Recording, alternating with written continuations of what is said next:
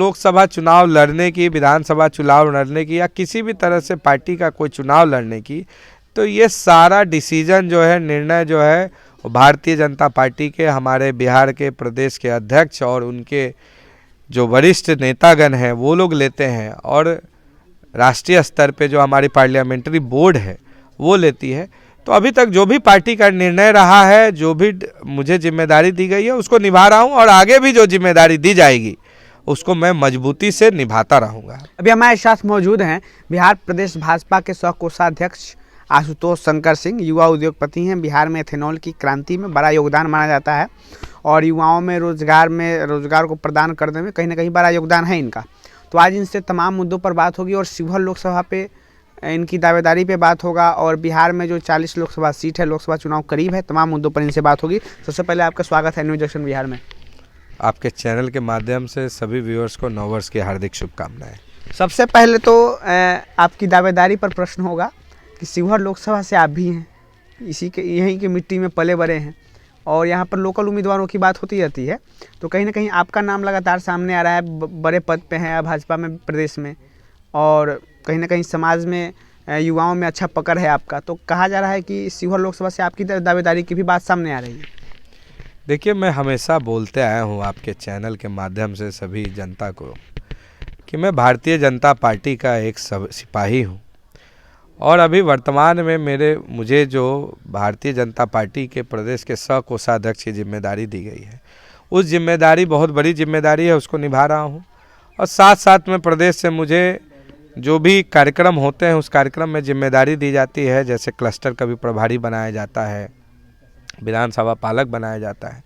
तो जो भी जिम्मेदारी भारतीय जनता पार्टी मुझे अभी तक दी है, दे रही है और आगे भी देगी, उसको मैं अपने ईमानदारी से, मेहनत से उसको निभाता आया हूँ, निभा रहा हूँ और निभाता रहूँगा।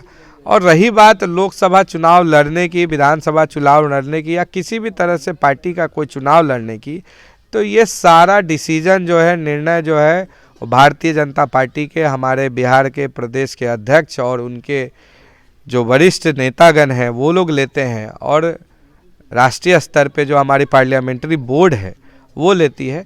तो अभी तक जो भी पार्टी का निर्णय रहा है, जो भी मुझे जिम्मेदारी दी गई है, उसको निभा रहा हूँ, और आगे भी जो जिम्मेदारी दी जाएगी उसको मैं मजबूती से निभाता रहूँगा। कहीं ना कहीं हमें कहना है कि आने वाली चुनौतियों के लिए तैयार हैं और तैयार रहेंगे। देखिए, भारतीय जनता पार्टी का जो कर्मठ सिपाही है वो साल के 365 दिन और दिन के 24 घंटा तैयार रहता है भारतीय जनता पार्टी के विचारधारा को गरीबों तक, शोषितों तक, वंचितों तक और समाज के सभी वर्गों तक लेके जाने के लिए। और आदरणीय प्रधानमंत्री जी के नेतृत्व में हमारा देश जो है पूरे चौमुखी विकास हो रहा है।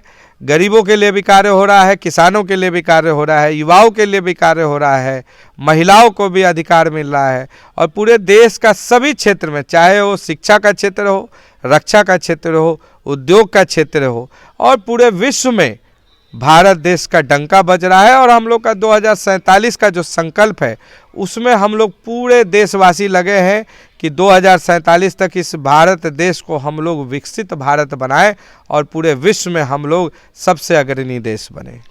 तो खैर, अब बात होगी, बिहार में लोकसभा चुनाव करीब है, बिहार में 40 लोकसभा सीट है, कहीं ना कहीं भाजपा मजबूती से आ रही है, लेकिन इंडिया अलायंस भी मजबूती से कहीं ना कहीं सामने आ रही है, सीट बंटवारा फाइनल होने वाला है। तो क्या लग रहा है आपको कि भाजपा मजबूती के साथ जो 40 सीट है उस पर काबिज हो पाएगी, या इंडिया अलायंस उसमें सेंधमारी करने में कामयाब हो जाएगी? देखिए, जो इंडिया अलायंस का जो गठबंधन है वो ठगबंधन है। वो सारे दुराचारी, अत्याचारी, अधर्मी, कुकर्मी और भ्रष्टाचारी सभी लोग का मेल है। उनका कोई अपना विचारधारा नहीं है। ये भारत की जनता सब बखूबी जानती है, जिसका आप लोगों ने एक छोटा सा टेलर अभी के हाल में बीते हुए विधानसभा चुनाव में देखा होगा कि किस तरीके से राजस्थान से उनको उखाड़ के फेंक दिया, किस तरीके से छत्तीसगढ़ में उखाड़ के फेंक दिया, किस तरीके से मध्य प्रदेश में हम लोग पूरी ताकत से मजबूती से आए, और किस तरीके से तेलंगाना में हम लोग डबल डिजिट में गए, किस तरीके से हम लोग मिजोरम में बढ़त बनाए। तो ये पूरी जनता जान रही है। देश की जनता, 140 करोड़ की जो जनता है, वो सिर्फ और सिर्फ आदरणीय प्रधानमंत्री जी के नेतृत्व में किए जा रहे जन कल्याणकारी योजनाओं को, उनके द्वारा किए गए विकास कार्यों को, चाहे वो राज्य के विकास की बात हो, देश की विकास हो, सिर्फ उसको देख रही है। किस तरीके से एक गरीब परिवार को उन्होंने छत देने का काम किया, किस तरीके से उन्होंने महिलाओं को उज्ज्वला गैस के थ्रू सिलेंडर देने का काम किया, बिजली देने का कार्य किया, शौचालय बनाया, किस तरीके से किसानों को उन्होंने किसान योजना देने का काम किया है, महिलाओं को योजना देने का काम किया है, वृद्धा पेंशन दिया है, दिव्यांग पेंशन दिया है, आयुष्मान कार्ड दिया है, और अभी लाखों करोड़ों लोगों को विश्वकर्मा योजना के तहत स्वरोजगार के लिए किस तरीके से मदद कर रहे हैं। तो ये जनता देख रही है, आदरणीय प्रधानमंत्री जी के नेतृत्व को स्वीकार कर रही है। और आने वाले लोकसभा इलेक्शन में हम लोग 400 सीटों से भी ज़्यादा सीटों से हम लोग इस देश में आदरणीय प्रधानमंत्री जी के नेतृत्व में एक मजबूत सरकार बनेगी और बिहार में 40 के 40 सीटों पे भारतीय जनता पार्टी का कमल खिलेगा और आदरणीय प्रधानमंत्री जी को हम लोग इस देश का तीसरी बार मजबूत, सशक्त और एक हम लोग के जो अभिभावक के तौर पे जो प्रधानमंत्री हैं उनको हम लोग देखेंगे। चलिए, बहुत बहुत धन्यवाद तमाम बातें न्यूज एक्शन बिहार के साथ शेयर करने के लिए। धन्यवाद।